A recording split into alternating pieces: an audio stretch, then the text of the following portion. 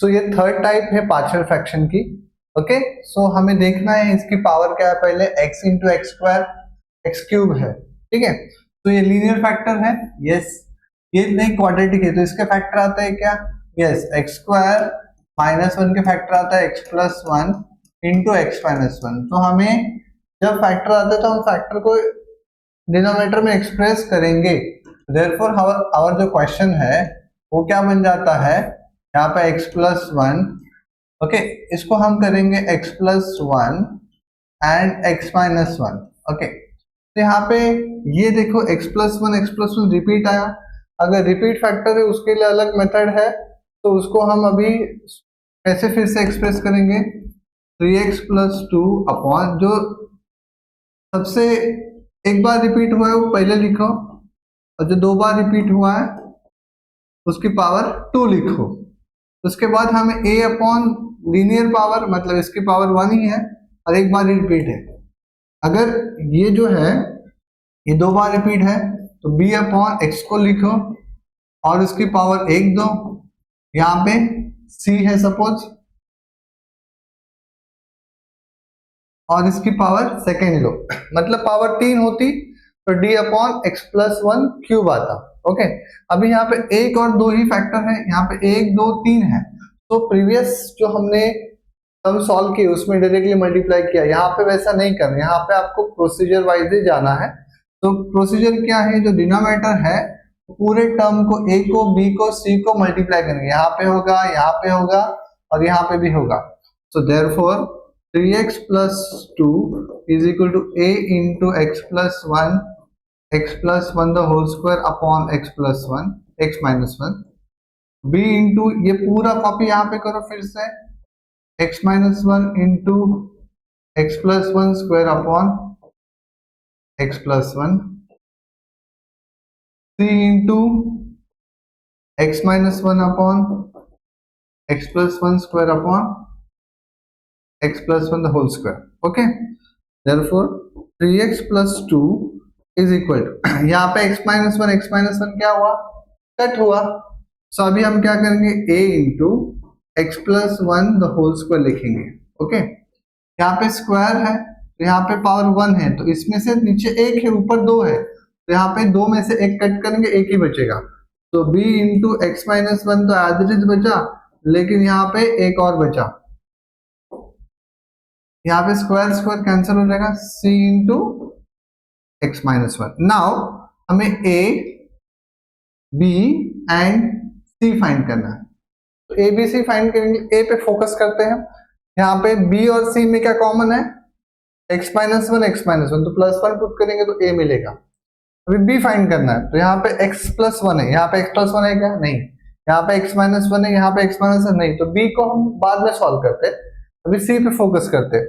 c पे focus, c find करने के लिए हमें b और a देखना पड़ेगा। यहाँ पे x प्लस वन है, यहाँ पे x प्लस वन है, पावर अलग हो तो चलेगा लेकिन जीरो होगा ना, तो जीरो की पावर जीरो हो जाएगी। तो x प्लस वन कॉमन है, तो हम प्लस वन के उल्टा माइनस वन पुट करके क्या कर सकते हैं, c फाइंड करते हैं। तो यहाँ पे पहले a आता है, बाद में c आता है, लास्ट में b आता है। तो to find a put x is equal to, यहाँ पे कॉमन का x माइनस वन, तो प्लस वन पुट करो, 3 into one plus two is equal to a one plus one the whole square. यहाँ पे अगर वन पुट किया तो सॉल्व करने के बाद 1 माइनस वन जीरो आ जाएगा, 0 इंटू समथिंग 0, ठीक है। आगे भी देखो, यहाँ पे 1 पुट करो, 0 आएगा, तो मुझे ये मिला 3 into one 3 plus two 5, 1 plus one 2 का स्क्वायर 4, a इंटू 4, तो 5 बाय, यहाँ पे जो वैल्यू आई, ठीक है, यहाँ पे जो वैल्यू आई वो हमें मिली 5 upon 4 is equal to a। उसके बाद हम फाइंड करेंगे c, तो to find c put x is equal to, c find करने के लिए हमें क्या पुट करना है, यहाँ पे प्लस वन है तो माइनस वन पुट करना है पूरे इक्वेशन में, ठीक है। सो 3 हम फाइंड करेंगे, 3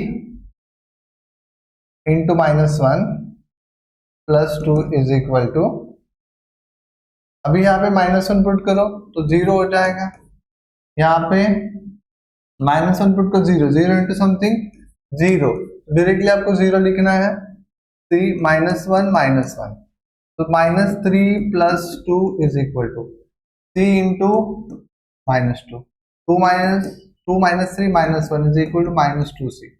माइनस माइनस कैंसिल होता है यहाँ पे 1/2, 2 मल्टीप्लाई डिवाइड होगा, सी मिलेगा। अभी बी फाइंड करना है तो देखो ए और सी में कुछ कॉमन नहीं है, तो हमें मेथड है to find B, put x is equal to, अगर यहाँ पे जो x की वैल्यू हमने कंसीडर की ये छोड़ के और -1 छोड़ के दूसरे की कौन सी भी वैल्यू लो, -1 1 छोड़ के 2 3 0 कुछ भी है, तो हमने नियरेस्ट वैल्यू हम लेते हैं 0, तो हमारा कैलकुलेशन इजी हो जाए। लेकिन हमें a कंसीडर करना पड़ता है 5/4 एंड c कंसीडर करना पड़ता है, जो आपको आंसर मिला है a और c का। तो पूरे इक्वेशन में, इस मेन इक्वेशन में हम फिर से क्या पुट करेंगे, जो वैल्यू ये पुट करेंगे x की, तो 3 इंटू 0 + 2 इज इक्वल टू a की वैल्यू कितनी है 5/4 + 0 + 1 द होल स्क्वायर। b तो निकालना है हमें, इसलिए तो हम सॉल्व कर रहे हैं। 0 - 1 0 + 1 प्लस c इंटू c की वैल्यू पता है हमें, c की वैल्यू पता है तो हम c की वैल्यू पुट करेंगे 1/2 इंटू 0 -1, तो 0 इंटू 0 0 + 2 2 होता है, 0 + 1 1 1 का स्क्वायर 1 1 इंटू π/4 होता है।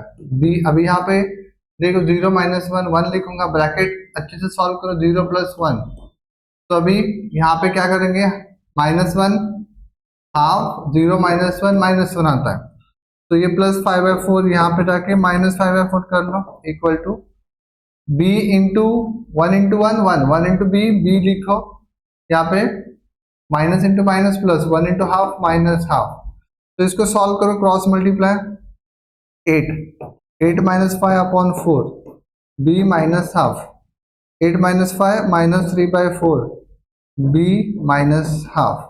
अभी ये माइनस हाफ यहाँ पे जाके क्या होगा स्टूडेंट, प्लस हाफ। आपके पास अगर कैलसी अलाउड है तो कैलकुलेटर में आप ये डाल के कर सकते हो, नहीं तो क्रॉस मल्टीप्लाई करके करो।